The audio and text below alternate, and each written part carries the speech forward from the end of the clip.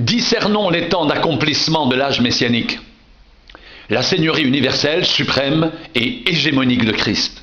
La proclamation de la mort et de la résurrection de Christ vaut simultanément déclaration officielle de seigneurie universelle du Christ, dont le sacrifice était en fait le véritable but, comme l'expriment très explicitement les versets suivants.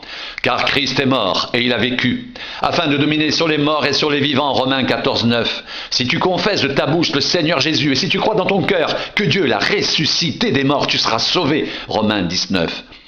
Si notre évangile est encore voilé, il est voilé pour ceux qui périssent, pour les incrédules, dont le Dieu de ce siècle a aveuglé l'intelligence, afin qu'ils ne voient pas briller la splendeur de l'évangile de la gloire de Christ, qui est l'image de Dieu. 2 Corinthiens 4, 3, 4.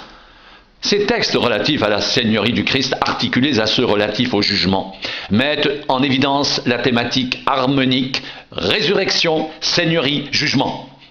C'est ce qui paraîtra au jour où, selon mon évangile, Dieu jugera par Jésus-Christ les actions secrètes des hommes. Romains 2, 16. Mais toi, pourquoi juges-tu ton frère, ou toi, pourquoi méprises-tu ton frère, puisque nous comparaîtrons tous devant le tribunal de Dieu. Romains 14, 10.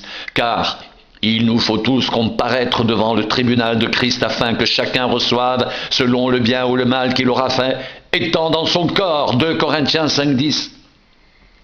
Dans la pensée de Paul, le jugement à venir est un constituant indissociable du bloc de la foi, et la fonction judiciaire, un attribut structurel de la seigneurie universelle de Christ, acquise par sa mort et sa résurrection.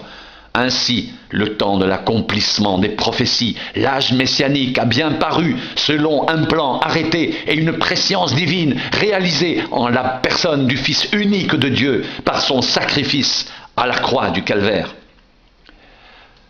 L'acte rédempteur accompli décisivement et définitivement à la fin de l'histoire, en sa personne, par l'événement de la croix, Jésus, le héros, auteur de notre salut éternel, est exalté et glorifié à la droite de Dieu dans la toute puissance eschatologique comme chef messianique du peuple qu'il s'est acquis au prix de son sang. L'effusion du Saint-Esprit dans la communauté messianique sera dès lors le signe de la puissance et de la gloire présente du Sauveur au milieu d'elle, l'âge messianique devant atteindre, suivant délai non révélé aux hommes, sa consommation finale par le retour du Christ en gloire. Mais Dieu a accompli de la sorte ce qu'il avait annoncé d'avance par la bouche de tous ses prophètes, que son Christ devait souffrir. Actes 3, 18. Tous les prophètes qui ont successivement parlé depuis Samuel ont aussi annoncé ces jours-là. Actes 3, 24.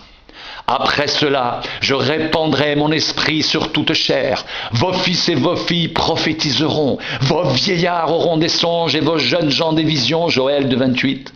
Hommes galiléens, pourquoi vous arrêtez-vous à regarder au ciel?